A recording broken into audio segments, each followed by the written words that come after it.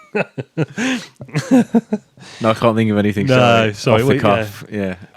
Next week. We'll have something by next week. Yeah, we will. Yeah.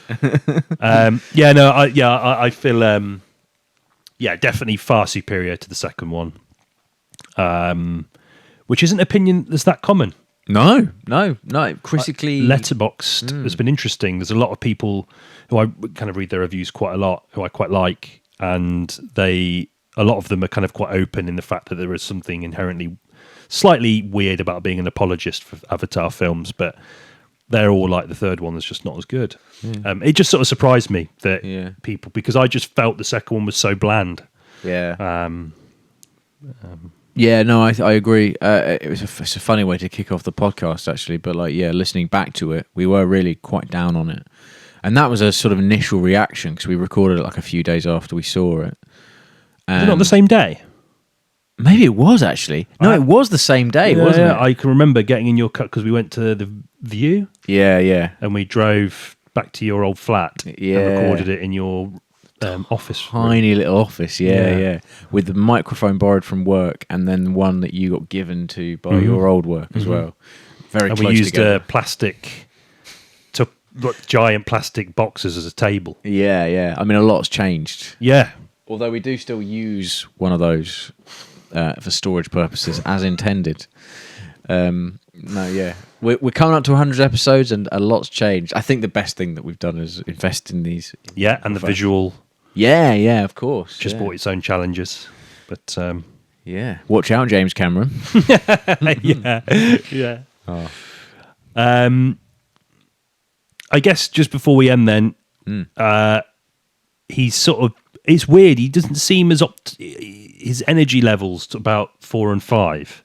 Yeah. They're still slated for release, and he was very open in the fact that he said that, look, if 3 tanks, he won't bother. He'll just literally write a story, basically. Yeah. To explain what happens, which would be such a weird way for it to end.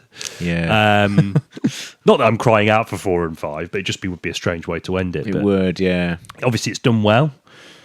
There's still an appetite for it. Yes. I often think like emphatic Avatar fans are like U2 fans. I never meet them, and yet they're still popular. They're about. Yeah. So I don't know. I mean, do you think he'll keep going? Yeah. I think the way it's, because he hasn't been gone on the record and said it's exhausting making them. Yeah, I think he wants to make some smaller stuff. He said like the next couple of things he's going to do are going to be smaller, so he'll probably leave it behind for a bit. He's in his 70s, though. Yeah, I mean, he is. I don't want to, I'm not, but, he'll live to 150 maybe, but yeah. Time's a ticking, James. Yeah, I don't know. I'm with you. I'm not crying out for 4 and 5. I'd like to maybe condense it down into one and have like a kind of big spectacular finale in one more, and then, there'll be some time then to move on to other projects, whether that be before or after it. But it's doing well. It's nearing 1 billion already. It's only been out for 15, 15, 20 days.